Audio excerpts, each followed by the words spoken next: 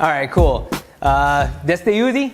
Is that right? These guys didn't want me to do that, but I did it. It's great to be here. Thank you so much for having me. I'm going to share with you kind of my story, this journey I went through to build a really unique product at GoDaddy. It was different than everything that we did.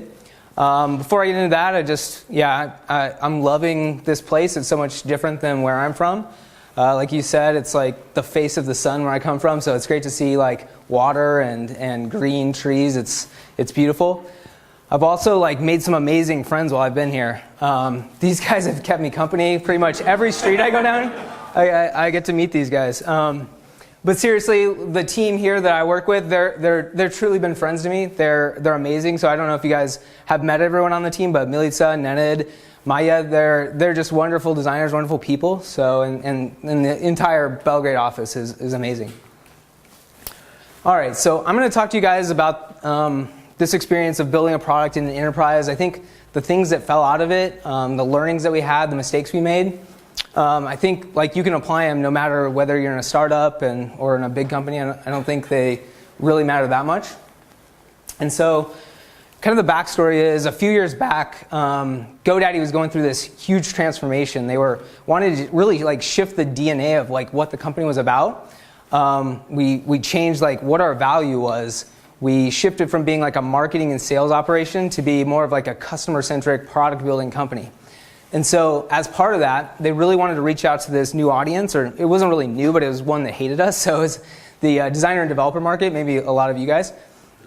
We'd done really well with small and micro-sized businesses, but pros, developers, designers, they hated us. They thought we were just the biggest jerks. And so what we did is we formed a team to go and kind of attack this. And so as big companies go, it starts out as this vague initiative, go and win something. And ours was go win the Web Pro. No one really knew what it meant, but everyone was fired up about it. Yeah, we're going to go get this audience back. They're going to love us. We're going to do something, but no one really knew what it was. And so as our team kicked off and we started to try to work with these partner teams, because in big companies you work with partner teams, and probably some of you guys, how many people by a show of hands have to work with another team to deploy something? All right, good. This will fit well. And so as we did this, we thought, oh, this is going to be great. Everyone, we saw them cheering at pep rallies that they're going to help us. But as you'll see, we went to these teams and we're like, hey, front of site marketing, we need a landing page. And they're like, okay, we're not going to really build it like you want. You need a sign up and you don't really want to use the GoDaddy brand. You've got the sub brand. No, we don't really do things that way, so we can't really help you. And in fact, we kind of think your ideas are dumb. And so that didn't go so well, and we kind of got stuck in an argument for a couple months. Then we were building out kind of our registration flow, and so it made sense to us, you're getting this free product called GoDaddy Pro. It's like a tool that's going to help you manage your client's stuff. You shouldn't go through a cart. That just doesn't really even make sense. But at GoDaddy at that time, everything was a purchase. You couldn't get something without going through the cart. And so the team didn't really understand why we wanted to remove this. They didn't really buy in because it's a lot of extra work. Our login page was the same way. We wanted a cohesive experience. You're on a GoDaddy Pro sign-up page, you go through a login that says GoDaddy Pro. But at the time, nope, that wasn't going to work.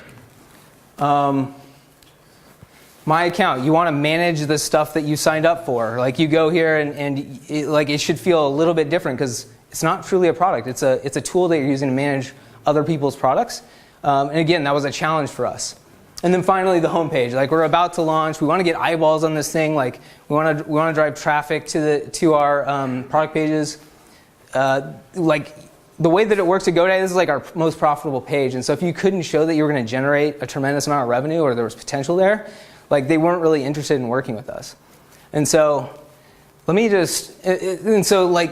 these companies, we're building these silos to deliver the same thing over and over again. And that's that allows us to scale. But when we try to do something unique, that's really where we ran into some roadblocks. And so, we had to step back and say we could complain all day, which we did. We could complain about the other teams, but we're not doing something right.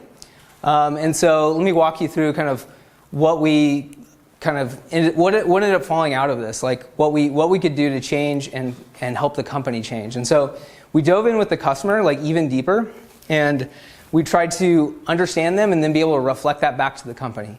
We wanted to also paint a big vision, like what does this look like in 5 years, so everyone could like crystallize this, and it moves from this like vague initiative thing into like what are we trying to, like what is this experience we're trying to deliver to this customer set. And then finally it was we got to bring this together in a cohesive way for a first launch. So bringing, like the thing that we did to bring the customer to bear is like we dove into the communities where they were. Like we wanted to understand like what motivated them, what are their goals, what are their values, and so we would dive in and go to the places they were, like places like this, co-working spaces. I would go there and I would talk to them. We would go to word camps, and we would that was just like a huge target-rich spot where freelancers were, and we could hear kind of their struggles and their challenges, and like maybe where GoDaddy could fit in. And then finally, we started a customer council, and this was a first at GoDaddy, and I'm super proud of it. It's something that every product uses now. So you've got this set of customers, you meet with them virtually, like bi-weekly or monthly, and you can just get feedback. You can talk to them. You can say like, you may have a question like, how do you guys onboard your customers? Like, what's that like? What is it like when you are looking for a new lead? Like, how does that work in your business? And so you create these real bonds, and they're just kind of chill hangouts on Google Hangouts.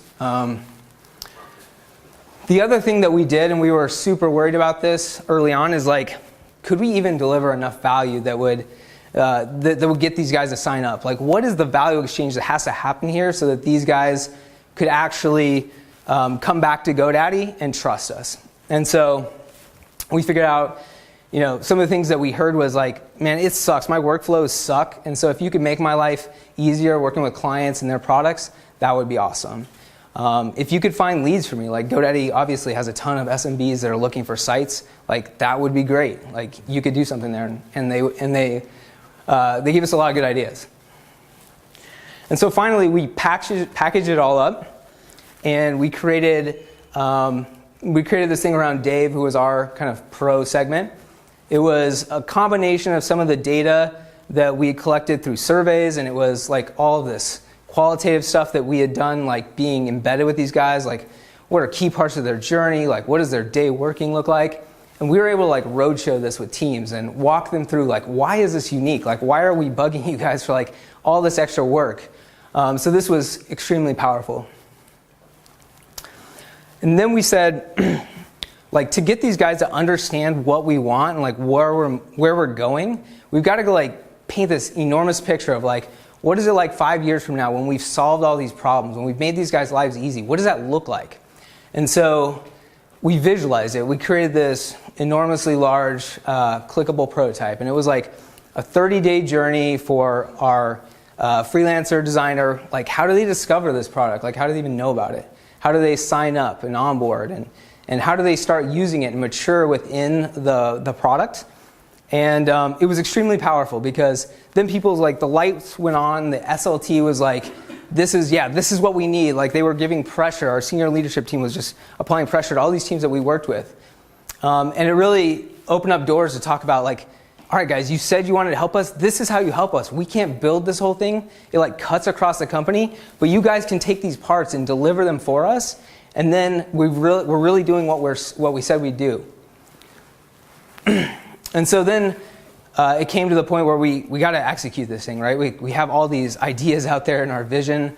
We've heard all these things that customers say that we could help them with, but we got to distill that down.